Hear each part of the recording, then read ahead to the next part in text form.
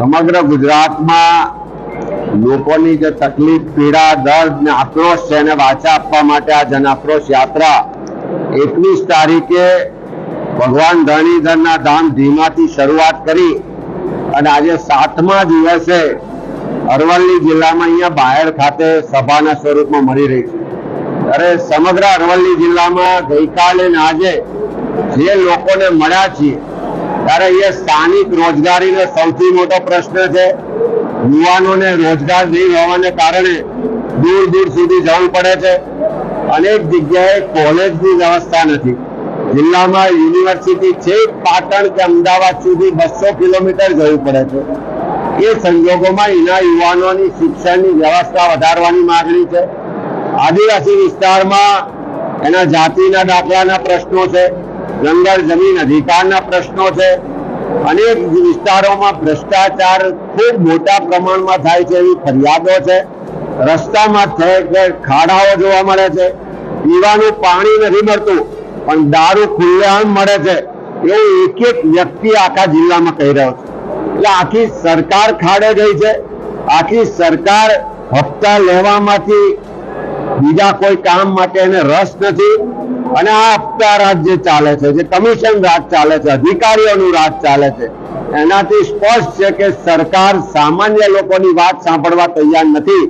પણ જે લોકો હપ્તા આપે છે, જે લોકો એમના મળતિયાઓ ભ્રષ્ટાચાર કરે છે, જે બુટલેગરો છે, એને બચાવવા માટે રાજ્યના ગૃહમંત્રી સ્ટેટમેન્ટો આપે છે પણ ગુજરાતમાં ખેડૂતો આત્મહત્યા કરે છે।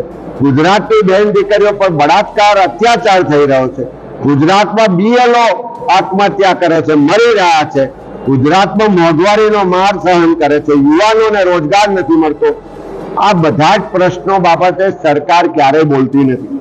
એક બાજુ આજે મુખ્યમંત્રી હોય, મંત્રી અને અધિકારીઓ ચિંતન શિબિરમાં જાય છે પણ 30 વર્ષના શાસન પછી પણ ગુજરાતના ખેડૂતને આત્મહત્યા કરતો બચાવવા માટે ક્યારેય ચિંતન ના કર્યું। આ ખેડૂતોને દેવાદાર થાય છે એમાંથી ઉગારવા માટે ક્યારેય ચિંતન ના કર્યું। આ ગુજરાતના યુવાનોને કાયમી રોજગાર મળે, ફિક્સ પગાર, કોન્ટ્રાક્ટ ને આઉટસોર્સિંગ પ્રથા નાબૂદ થાય એના માટે ચિંતન નથી કરતા। આ ગાંધીના ગુજરાતમાં દારૂબંધીનો કાયદો છે, એ કાયદાનો કડક અમલ થાય, એક પણ ટીપું દારૂ કે ડ્રગ્સ ના વેચાય એની ચિંતા કે ચિંતન નથી થતું।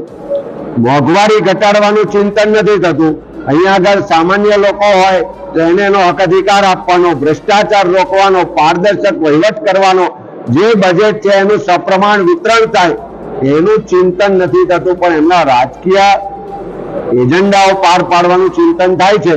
એ દુઃખદ છે અને હું માનું છું કે જે રીતે આ જન આક્રોશ યાત્રામાં ગામે ગામ લોકો ખુલીને બહાર આવે છે, ખુલીને બોલતા થયા છે, રસ્તા પર ઉતરીને લડવાની તૈયારી બતાવે છે, એ આવનારા સમયમાં પરિવર્તનનો શંખનાદ આ યાત્રાના માધ્યમથી ફૂંકાઈ ગયો હોય એવું સ્પષ્ટ દેખાઈ રહ્યું છે।